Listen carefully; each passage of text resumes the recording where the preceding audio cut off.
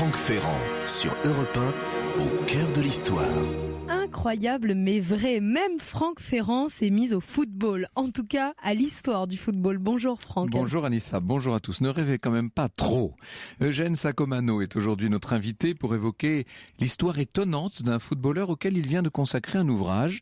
Je vais vous raconter ça dans un instant et puis bien sûr nous en profiterons pour revenir avec lui sur l'histoire du football en général et sur l'histoire de l'Euro en particulier. Et tout à l'heure, à la fin de l'émission, il n'y aura pas de retour aux origines. Bien non, parce que nous passerons directement l'antenne à Thomas Touroud pour des préparatifs du match entre les Espagnols et les Tchèques.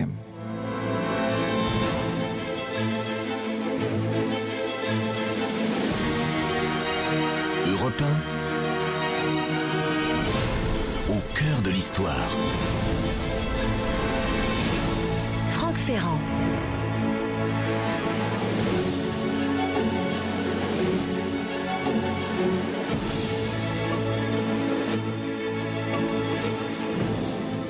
Il était un footballeur sans pareil, rempli d'esprit et d'artifice. Son jeu était liberté et élégance, un jeu toujours, jamais une lutte. Voilà quelques lignes qui sont venues sous la plume de l'écrivain autrichien Friedrich Thorberg et qui décrivent cette espèce de prodige que fut Matthias Sindelar. Son nom ne vous dit peut-être rien, mais il est probablement le meilleur footballeur autrichien de tous les temps. Celui qu'on appelle le tourbillon viennois n'a pas été élu sportif autrichien du XXe siècle par hasard. Vous imaginez, il a vraiment à son actif, à son palmarès, des victoires et des tours de force incroyables. Mais Sindelar est aussi entré dans l'histoire pour avoir désobéi au Troisième Reich. Et c'est ce que je vais vous raconter maintenant. Nous sommes le 3 juin 1934, en fin d'après-midi à Milan. Il faut imaginer une petite pluie d'été qui vient rafraîchir le stade bouillant de San Siro, mais qui va rendre évidemment, à force de s'accumuler sur la pelouse, qui va rendre le terrain boueux. La tension monte parmi les 35 000 spectateurs. Ils se livrent à une sorte de bouillonnement. On entend le son qui monte, les équipes chantent, enfin en tout cas les supporters chantent. Certains plient les feuilles d'avant-match pour en faire des couvre-chefs afin de se protéger de la pluie. Nous sommes à quelques minutes du coup d'envoi de la demi-finale de Coupe du Monde de football. Il s'agit de la seconde édition de la compétition, la première ayant eu lieu 4 ans plus tôt en Uruguay. Cette demi-finale oppose d'un côté l'équipe d'Italie, la Squadra Azzurra avec son maillot bleu-azur. Elle est déterminée, confiante, elle est aussi sous pression. Elle joue chez elle pour un ticket en finale et dans la tribune d'honneur.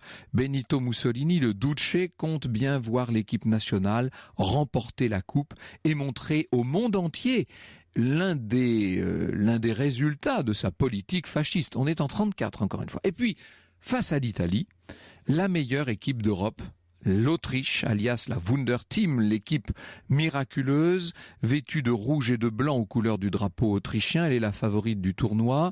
L'équipe est réputée pour la fluidité de son jeu et pour sa qualité technique. Cette demi-finale entre l'Italie et l'Autriche s'annonce comme un très grand match. Si l'équipe autrichienne pratique un jeu aussi subtil, aussi fluide, elle le doit principalement à 2 hommes. Hugo Meisel, qui est l'entraîneur de l'équipe, et puis surtout Matthias Sindelar, l'attaquant vedette de la formation.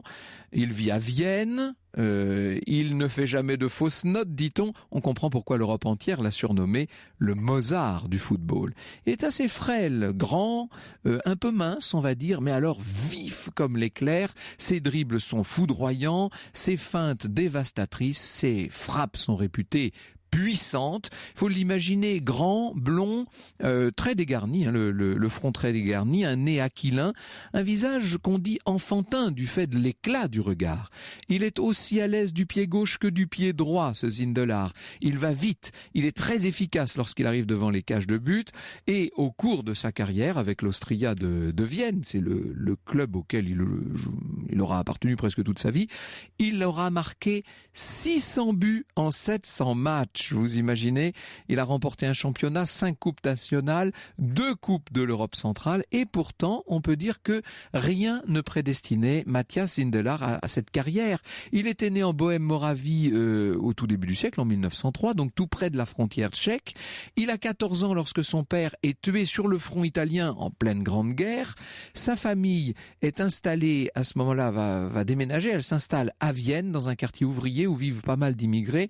Sindelar apprend donc le football comme ça, dans la rue, et très vite, son talent est une évidence pour tous ceux qui le voient.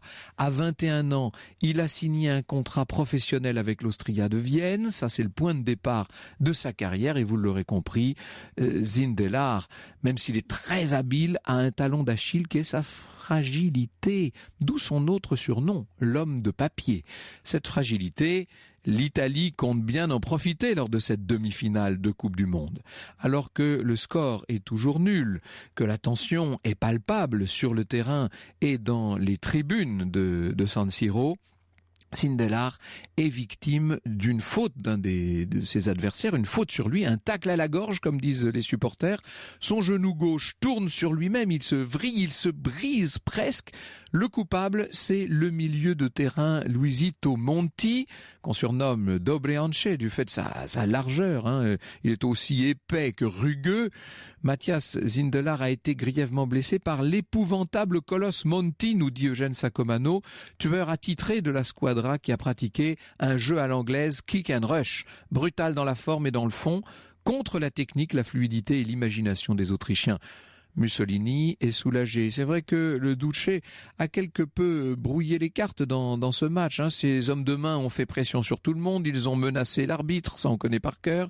D'ailleurs, l'arbitre va aller jusqu'à refuser 2 buts qui étaient parfaitement valables en faveur de l'Autriche. Il valide un but autrichien qui pourtant était grossièrement entaché d'une position de hors-jeu. Il ne sanctionne pas Monti dans son attentat, si je puis dire, contre Sindelar. Et à mesure que passent les minutes, la Wunderteam est en train de voir s'envoler ses chances de gagner ce match.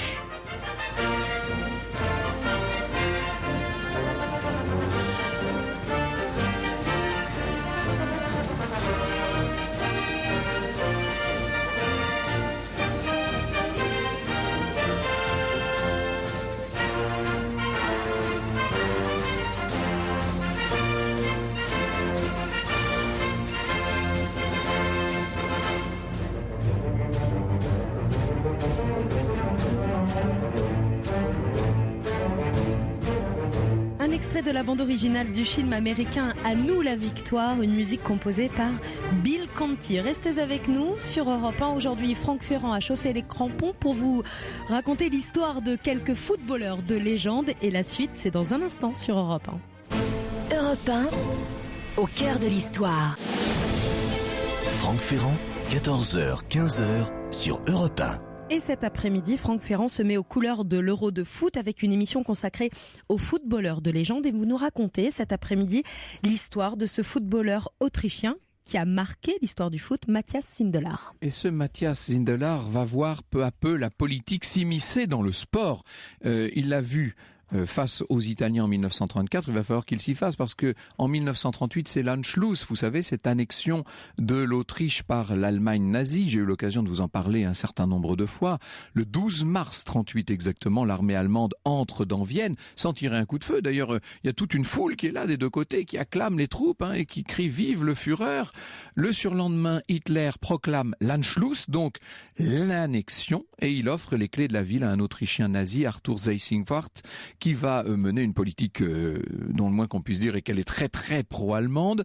Un mois plus tard, un référendum est organisé et l'annexion est approuvée par la quasi-totalité des Autrichiens. N'oublions jamais cet aspect. Alors, il faut dire que cette annexion, elle était programmée, si je puis dire, depuis la mort du chancelier fédéral, depuis la mort de Dollfuss, 4 ans plus tôt. Ce dernier avait tenté de s'opposer à la montée du national-socialisme allemand. Il a été froidement abattu dans la chancellerie même par les nazis autrichiens.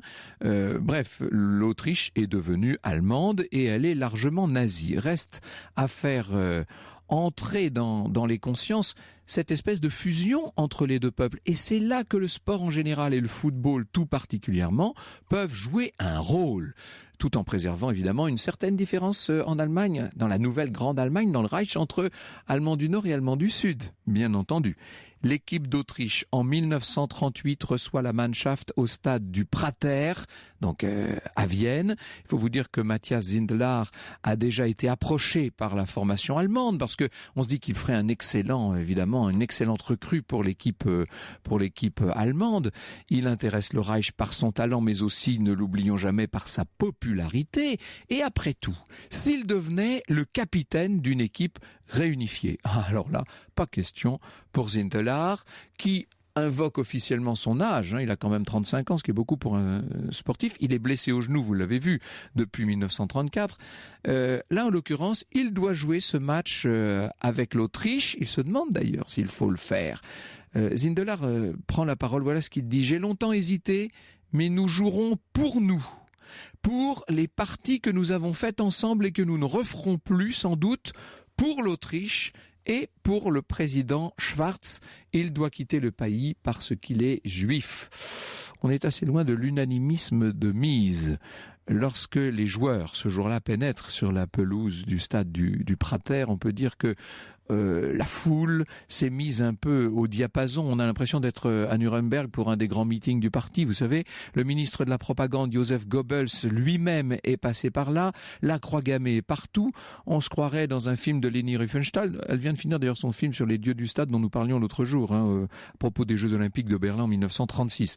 La tribune officielle est remplie d'uniformes verts et noirs. Au centre se trouve l'ami autrichien du Führer, Seyss-Inquart, accompagné du ministre des Sports allemand.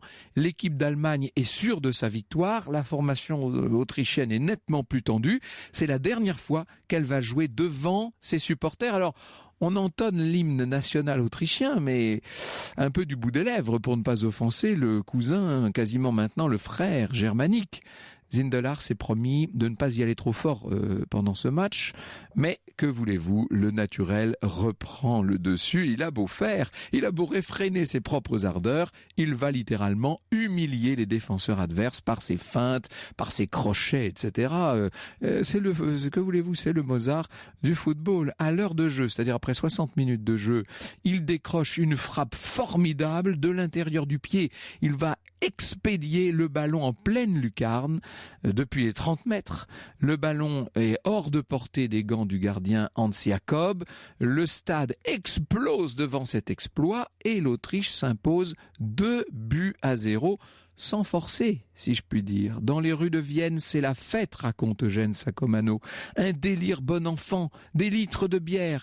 Même s'ils ont voté pour leur attachement à la grande sœur allemande, les Autrichiens n'oublient pas le talent de leurs footballeurs, leur générosité et l'amour de la patrie qu'eux-mêmes ont perdu. À l'issue de la rencontre, les joueurs doivent saluer la tribune officielle, bien entendu. Les bras se tendent et l'on entend « Heil Hitler ». Tous les bras se tendent, sauf ceux de Sindelar et de son fidèle coéquipier Sesta, qui vont rester de marbre face à tous ces officiels nazis. Vous imaginez les effronteries. Seyss-Inquart, le représentant d'Hitler, s'écrie « Mais c'est une insulte au Führer !» Et depuis son bureau à Berlin, Goebbels étouffe de rage. Le bureau d'Himmler prévient la Gestapo autrichienne et on se demande si les deux joueurs ne devraient pas être écartés. Quand je dis écartés, vous me suivez, écarté pour de bon. Seulement, la police d'État, la Geheime Staatspolizei, la Gestapo, pense encore pouvoir convaincre Sindelar. Il serait tellement dommage de gâcher un talent pareil et de ne pas profiter de sa renommée, puisqu'il ne faut pas oublier que la Coupe du Monde s'annonce, elle est là. Pour très bientôt, dans 2 mois, elle doit se tenir en France. À la radio, Goebbels s'exprime. Les Viennois ont leur idole, le grand footballeur Sindelar, dit-il. Nous voulons croire et même nous en sommes sûrs que Sindelar sera digne de cette estime dans les futurs rendez-vous de l'été prochain en France. Il nous sera utile pour la victoire finale. Alors, petit à petit, la Gestapo fait monter la pression. Elle sait que la femme de Zindelar, Camilla, est juive. Cette dernière n'a d'ailleurs plus le droit de pratiquer son métier d'institutrice. Mathias lui-même est soupçonné d'être juif via sa grand-mère maternelle. Le couple est maintenant surveillé 24 heures sur 24 et l'on convoque régulièrement le mari et la femme au bureau de la Gestapo. Camilla voudrait quitter l'Autriche, elle ne songe qu'à partir pour l'Italie, la France, la Suisse. Elle supplie Mathias, mais lui se refuse à ce départ. Il se dit que sa célébrité, sans doute, va les préserver. La preuve, son ami Sesta, qui n'a pas fait le salut nazi après le match, vous savez, contre l'Allemagne, a été emprisonné 15 jours. Lui, on n'a pas touché à un cheveu. Il n'a pas été arrêté. Zindelar n'arrive pas, comme beaucoup d'autres personnes menacées dans Vienne, il ne se résout pas à quitter sa ville, cette ville où sa carrière de footballeur a commencé. Il n'arrive pas à quitter son pays. Et cet après-midi sur Europe 1, Franck Ferrand vous propose une émission spéciale consacrée aux footballeurs de légende. Si vous voulez réagir à cette émission, si vous avez des questions à poser à Franck Ferrand et son invité Eugène Sacomano, rendez-vous sur les réseaux sociaux, Twitter avec le hashtag ACDH ou la page Facebook Au cœur de l'histoire. La suite, c'est dans un instant.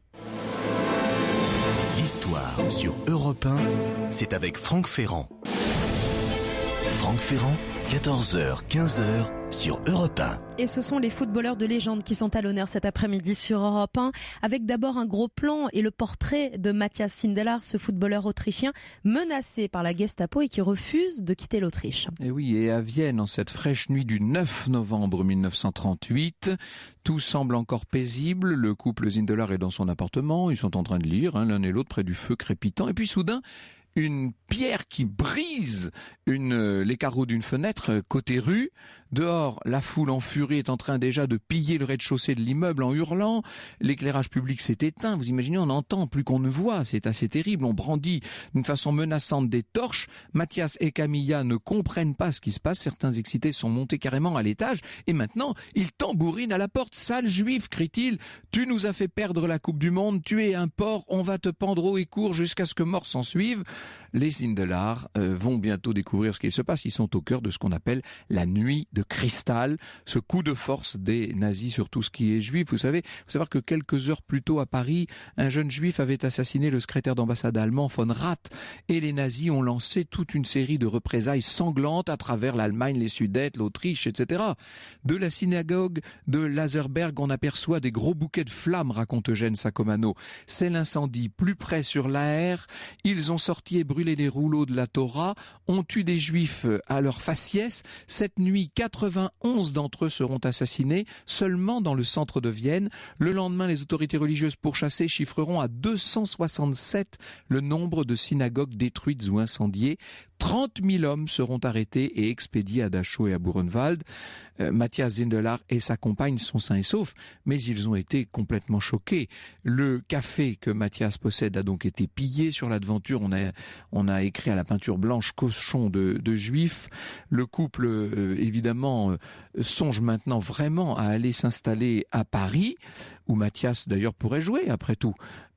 C'est pas tant la taxe de sortie de 40 000 Reichsmark, 5 000 $ qui tracasse le joueur, c'est qu'en fait il ne veut pas abandonner sa ville en dépit de ses malheurs. Vous savez, on avait pour la télévision il y a quelques années réalisé un film là-dessus sur l'hésitation de tous ces juifs de Vienne qui se demandaient si oui ou non ils allaient partir et qui pour beaucoup d'entre eux sont restés évidemment avec les pires des conséquences. Il n'a pas non plus l'intention d'abandonner son équipe pour le dernier match de l'Austria.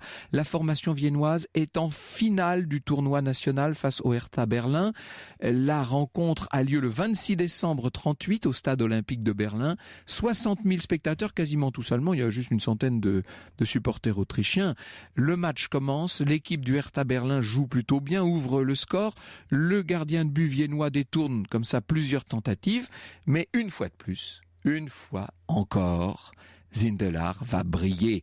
Il est l'auteur d'une passe décisive pour son coéquipier Bican et ça égalise à 1 partout. La pelouse est en mauvais état, ça favorise pas le développement du jeu autrichien qui, vous l'aurez compris, est un jeu très technique. Les Allemands, eux, galvanisés par leur public, marquent à nouveau 2-1. Il reste 10 minutes à jouer. Une nouvelle fois, Zindelar va faire donner son talent. Il tente une reprise de volée. C'est un tir somptueux des 18 mètres qui nettoie la lucarne adverse. Le stade est sidéré, tout le monde retient son souffle. L'Austria revient à 2 buts partout et finalement ce sera match nul. Un match nul qui arrange un peu tout le monde puisque comme ça les 2 équipes, si vous voulez, deviennent championnes d'Allemagne. Mathias ressent un mince espoir. Il se dit qu'avec ça, la Gestapo va sans doute le laisser un peu tranquille. Et lors de la remise de médailles, sans doute pour se montrer conciliant, il va faire le salut nazi. Il rentre à Vienne, il va profiter du réveillon de Nouvel An pour essayer de tourner la page sur cette triste année 1938. Au menu des Indelars, du saumon trouvé au marché noir, un potage de pâte au bouillon de viande, le chapon traditionnel et en dessert, la Zarrertorte, typiquement viennoise, bien entendu, arrosée de champagne. On rit ce soir là, on danse. Il fait bon chez les Indelars grâce au nouveau poêle à gaz. Notez bien cela. La nuit de cristal, un mois et demi plus tôt, paraît déjà bien loin. Et pourtant, 3 semaines plus tard, au matin du 23 janvier 1939, on va retrouver inertes les corps de Mathias et Camilla. Chez eux, la Gestapo dépêche des hommes qui croisent des pompiers. Ils leur disent « Rien de ce que vous avez vu ou entendu ne doit sortir de cette chambre. C'est un ordre qui vient de très haut. » Mathias Zindelar et Camilla Castagnola sont donc morts, intoxiqués au monoxyde de carbone, un peu comme l'avait été Émile Zola 37 ans plus tôt. Reste à savoir, un peu comme pour Zola aussi, si cette mort est le fruit d'un simple accident, ou bien d'un meurtre, ou bien pourquoi pas même d'un suicide. Bonjour Eugène Sacomano. Bonjour. Vous avez pendant 20 ans dirigé les sports dans cette maison Europe 1, alors bienvenue chez vous. Nous avons hâte d'avoir votre avis sur la mort de Zindelar. Et puis, puisque nous vous avons avec nous cet après-midi, on va en profiter pour évoquer un certain nombre de footballeurs de légende. L'histoire sur Europe 1, c'est avec Franck Ferrand. Franck Ferrand, 14h, 15h sur Europe 1. Et cet après-midi sur Europe 1, nous sommes au cœur de l'histoire des footballeurs de légende en plein Euro 2016. Avec votre invité, Franck Ferrand, vous recevez Eugène Sacomano qui a été pendant plus de 20 ans le directeur des sports à Europe 1, qui est passé à RTL, à LCI et qui a créé l'émission mythique On refait le match. Alors Eugène Sacomano, vous avez surtout écrit un ouvrage qui s'appelle Le mystère Zindelar, dont s'est beaucoup inspiré Gabriel qui a écrit ce récit d'aujourd'hui. Le footballeur, dites-vous, qui défia Hitler. C'est vrai que le régime du Troisième Reich, le régime nazi, était très embêté à la fois par la popularité, par la puissance de feu, mais aussi, disons-le, par le talent de ce Zindelar. On va y venir dans un instant. D'abord, le mystère lui-même. De quoi sont morts les Zindelar, le mari et la femme? Alors, le mystère lui-même, personne ne l'a élucidé. 80 ans plus tard, enfin à peu près, et on ne sait toujours pas comment, dans quelles circonstances ils sont morts, tous les deux. Alors, elle a bénéficié de 48 heures, la pauvre, on l'a amenée à l'hôpital. Elle n'était pas morte sur le coup, elle. Lui, on l'a retrouvé complètement mort. C'est exactement comme dans le cas de Zola, sauf que là, elle n'a pas survécu. Hein, oui, et puis Zola, finalement, on a connu les raisons de sa mort. De ce qui était donc bien un assassinat. Oui, absolument. Tandis que pour Zindelar, le poêle dont il est question était absolument neuf. Il fonctionnait parfaitement et donc il y avait aucune raison d'expliquer qu'il avait été donc tué par les émanations de gaz. C'est pas vrai. Alors le problème essentiel dans cette histoire-là, ce qui définit finalement le mystère, c'est que personne n'a pu expliquer cela, et surtout on n'a pas voulu expliquer cela. C'est-à-dire que la Gestapo a pris en charge immédiatement la mort de ces deux personnages, enfin de Zindelar, et les premiers qui sont arrivés sur les lieux, d'abord il y a eu la concierge qui a prévenu la police bien entendu a prévenu la Gestapo. Oui, immédiatement. Voilà, immédiatement, les pompiers sont arrivés, enfin je raconte tout ça, et on a découvert que lui, en tout cas, était mort. Elle avait encore quelques heures. Et on n'a pas pu, donc il n'y a pas eu d'autopsie. Il n'y a pas eu de traces d'empoisonnement. Il n'y a pas eu, on n'a pas pu savoir, le jour même, les raisons de la mort de Zindelar. Il y a vraiment deux possibilités. Si l'on exclut l'accident qui paraît vraiment très peu probable, il est toujours possible, mais il est très peu probable. Les deux grandes possibilités, ce soit que les époux Sindelar se soient dit que la vie pour eux devenait invivable, presque impossible, et qu'ils aient préféré le suicide. Ça a été le cas de bien d'autres, d'ailleurs, malheureusement. Il y a eu énormément de gens qui se sont suicidés à cette époque. Oui. Ou bien alors, comme leur éventuel départ pour la Suisse, voire pour la France, aurait été un camouflet pour le régime, aurait été un problème politique majeur, alors ils auraient pu être tout simplement assassinés. C'est-à-dire qu'on aurait trafiqué leur chaudière à gaz. Voilà. Absolument. Alors donc, on ne saura jamais exactement. Alors c'est vrai qu'ils avaient des projets de venir en France où il y avait déjà des footballeurs autrichiens en France, un très connu, Iden, qui était un grand gardien de but, Gusty Jordan. Et puis ils avaient leur ancien président, le docteur Schwartz, qui avait été viré de l'Austria de Vienne parce qu'il était juif et qui s'était réfugié en Suisse. C'était un très bon praticien et il était très ami avec Sindelar. Donc il y avait cette possibilité. Mais il faut savoir d'abord une chose fondamentale dans cette histoire, c'est que Sindelar était bien connu à la frontière, la Tchécoslovaquie, était profondément donc autrichien. Ah oui. Et viennois. Et viennois. Il faut pas oublier que Vienne à l'époque, c'est la capitale culturelle de l'Europe.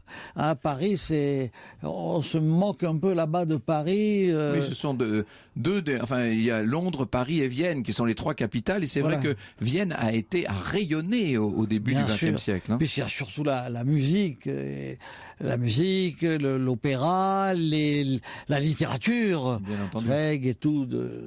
Et lui, par attachement à sa ville et à son pays, a refusé cette espèce de fusion dans la Grande Allemagne. Oui. Est-ce qu'il était juif lui-même? Parce qu'on l'a beaucoup dit, mais... Oui, on l'a beaucoup dit, on n'a jamais pu le savoir exactement. Sa grand-mère maternelle aurait été juive. Enfin, on suppose qu'elle était peut-être juive, mais là aussi il y a interrogation, donc on ne peut pas la savoir d'une façon formelle. C'est quand même intéressant de voir à quel point ces considérations sportives, là on parle quand même de matchs de football, et encore dans les années 1930, il va bientôt y avoir un siècle quand même de tout ça. C'est quand même étonnant d'imaginer que ça a pu avoir un tel impact politique. C'est toute la question subtile et passionnante des rapports entre sport et politique à partir du moment où le sport devient une sorte de vitrine nationale. On s'en rend compte en ce moment là, de façon on est aux premières loges avec l'Euro. Mais c'est terrible parce que effectivement lui, il a fait preuve de bonne volonté. Il a affiché d'entrée son hostilité à l'Anschluss, ça c'est vrai. Mais après il a fait preuve de par exemple les Allemands lui ont demandé d'assister à la Coupe du Monde en France en tant qu'observateur. Et il est venu en France. Alors là où j'ai un peu imaginé, parce qu'il y a une partie qui est romancée. Là j'ai imaginé un peu en France. La vie un peu dingue, avec Cocteau, avec Al Brown et tout. Bon, mais il était enthousiasmé par la vie parisienne, ça c'est vrai. Quand il est revenu, il avait plus envie d'aller en France, où il y avait déjà des Autrichiens, qu'ailleurs. Parce qu'ailleurs, il y avait une possibilité dans certaines villes et dans certains pays ou certains clubs où il y avait un accueil relativement chaleureux pour les Juifs, notamment Tottenham ou l'Ajax d'Amsterdam, parce que ça existe encore, je veux dire. Alors, vous l'avez deviné, Eugène Sacomano, moi je ne suis pas du tout un spécialiste du football, et sachant que j'allais vous recevoir, j'étais dans mes petits souliers, comme on dit, je suis allé voir comment était classé Matthias Sindelar dans dans l'espèce de grand palmarès des meilleurs joueurs de l'histoire. Bon, on le considère comme 22e joueur de l'histoire, ce qui est déjà pas mal, entre nous soit dit. Qu'est-ce qui faisait sa spécialité à l'époque, et pourquoi est-ce qu'il était devenu une sorte de mythe? Vous savez, à l'époque, il est quand même le meilleur. Il partage la première place mondiale, un peu comme actuellement Messi et Cristiano Ronaldo. Il est donc le meilleur joueur du monde avec Leonidas, qui est un Brésilien et qui est un type formidable aussi dans le jeu, comme le sont tous les Brésiliens. Ils sont d'une précision, d'une subtilité, hein, c'est ça, c'est un jeu tout en finesse, le jeu de Sindelar. Voilà, absolument. Sindelar avait toutes les qualités d'un grand footballeur, parce que non seulement il avait la finesse, comme vous dites, c'était un type qui savait conduire un ballon, qui savait parfaitement faire un amorti, un contrôle, etc. Mais il avait aussi, quand les circonstances s'y prêtaient, une puissance de feu, un tir terrible. Mais alors, ce tir terrible sortait d'un bonhomme un petit peu fragile, quand même, il faut le dire. Oui, parce que quand on regarde les photos, qui sont rares d'ailleurs, hein, d'ailleurs la couverture du livre est symptomatique, parce que c'est une des rares photos qu'on ait pu exploiter, où on voit bien que là c'est un type mince. On l'appelait aussi Papirène. Avec une sorte de bandeau au genou, en fait. Hein, oui, c'est sa blessure, ça. Et on l'appelait Papirène aussi, le Mozart du football, c'est vrai, mais l'homme en papier. L'homme de papier. Ouais. L'homme de papier. Et donc, c'était un type qui était fragile, mais qui savait esquiver son entraîneur, dont vous avez parlé tout de suite tout à l'heure. Son entraîneur lui disait toujours, quand il y a de la bagarre, ou quand tu vois 2 ou 3 types qui s'approchent de toi pour te tacler, n'insiste pas. On a l'impression que, c'est peut-être une impression, mais à cette époque, le jeu était nettement plus viril au football. Ça ressemble un peu au rugby d'aujourd'hui, si je puis dire. Hein. Il y avait quand même une confrontation assez sévère. Quand même, hein. Probablement, oui, sans doute. Il n'y avait pas autant de sanctions que maintenant. Il n'y avait pas de carton rouge ni de carton jaune. Oui. Et donc les types en profitaient un peu comme au monde l'italien. Et c'est vrai que le jeu était plus sévère, et même à l'échelon mondial, hein, européen du moins. On le sait bien. Et est-ce qu'on jouait comme aujourd'hui? Est-ce qu'il y a eu des changements dans la manière de pratiquer le football entre 1935 et aujourd'hui? Oui, très probablement, parce que à l'époque, on se souciait avant tout du jeu, de la beauté du jeu, si j'ose dire. Hein. Et alors que maintenant, on se soucie essentiellement du résultat. Il faut gagner à tout prix, quels que soient les moyens que l'on emploie. Enfin, je veux dire, même si on joue mal, si on gagne, c'est essentiel. Or, à l'époque, il fallait d'abord bien jouer au football. Et Sindelar était le type même du gars qui savait bien jouer au football. Il fallait offrir du spectacle, en fait. Il fallait que ce soit le mieux techniquement, que ce soit beau. Voilà. Les joueurs avaient des places un peu plus déterminées sur le terrain aussi, semble-t-il. Hein. On se promenait moins, si je puis dire. Oui, parce que se promener sur les terrains et jouer sans ballon, c'est un peu Cruyff qui a inventé ça, c'est-à-dire jouer, comme on dit, jouer sans ballon, effectivement, c'est-à-dire que pendant le ballon d'un côté, faire en sorte que le type qui a le ballon puisse vous remarquer, vous qui n'avez pas le ballon. Et donc ça n'existait pas à l'époque. On jouait pas comme les minimes ou les pupilles quand même qui courent tous, les 22 joueurs autour du ballon, mais quand même c'était comme ça, c'était moins pensé qu'aujourd'hui, moins réfléchi. Alors, nous allons revenir sur un certain nombre de figures du football et notamment sur quelques joueurs qui ont utilisé leur immense talent au football pour faire avancer un peu la politique de leur pays. Vous allez voir, je vais vous citer leur nom. À mon avis, ça va vous dire quelque chose, Eugène Sacomano. L'histoire sur Europe 1, c'est avec Franck Ferrand. Franck Ferrand, 14h, 15h sur Europe 1.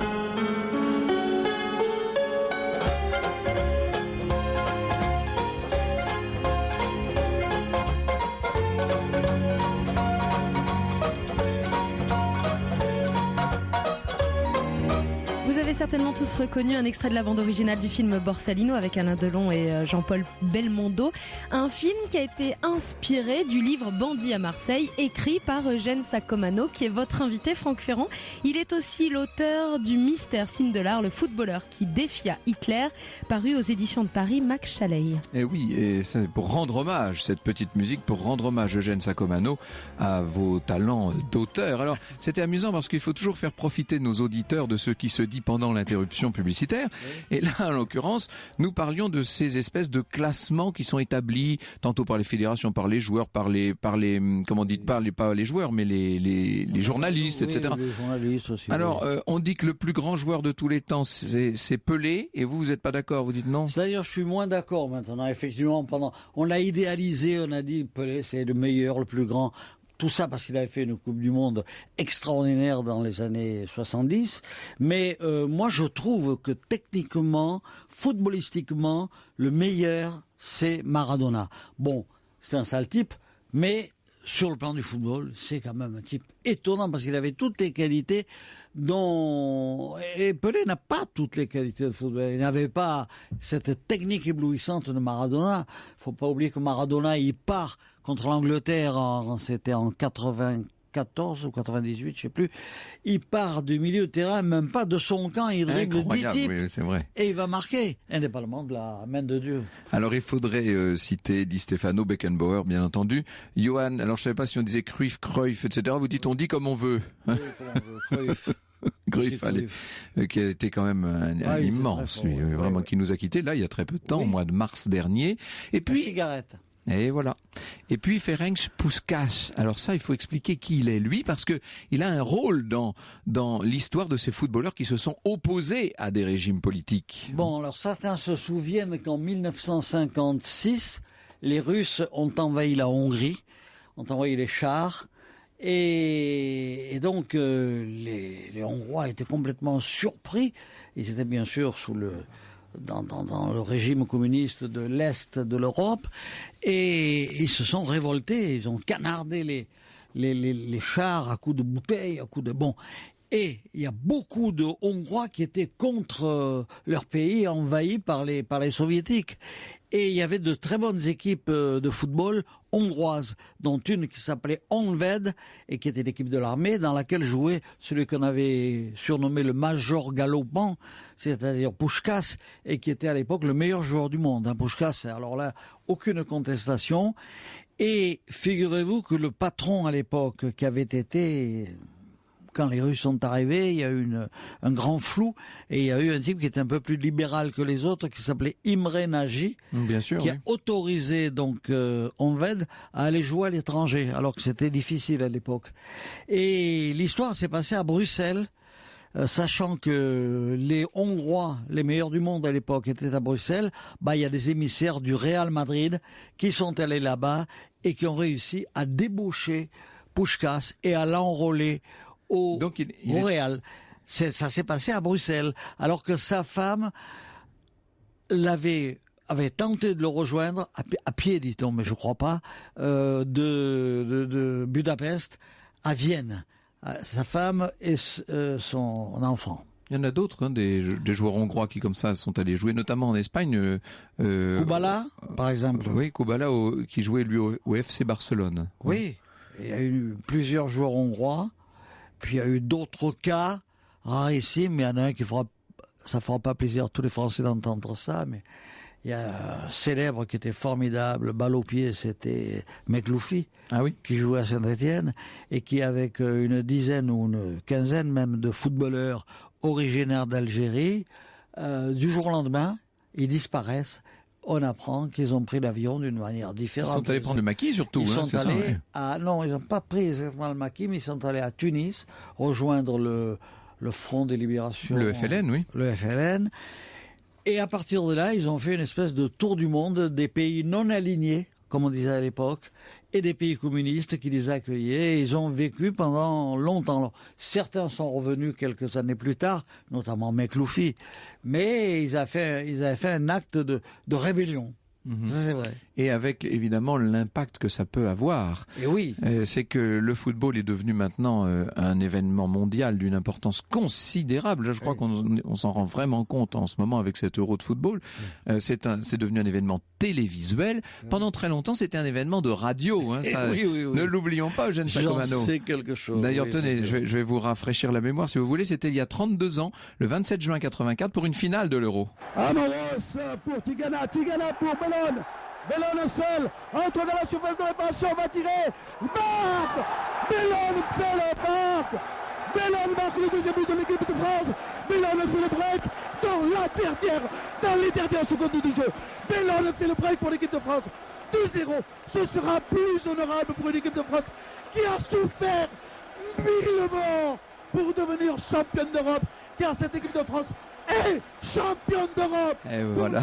Ça aussi, c'est un talent, le talent du commentateur qui nous donne des frissons. Oui, ça marche à tous les coups. Merci beaucoup, Eugène Sacomano. Je rappelle le titre de votre ouvrage aux éditions de Paris, Le mystère Zindelar, le footballeur qui défia Hitler. Et puis, je voulais faire un clin d'œil à l'ami Laurent Luyat avec ses coups du sport spécial Euro, les exploits, les coulisses, les insolites des Euros de 1960 à 2016. C'est aux éditions Ramsay. Merci beaucoup.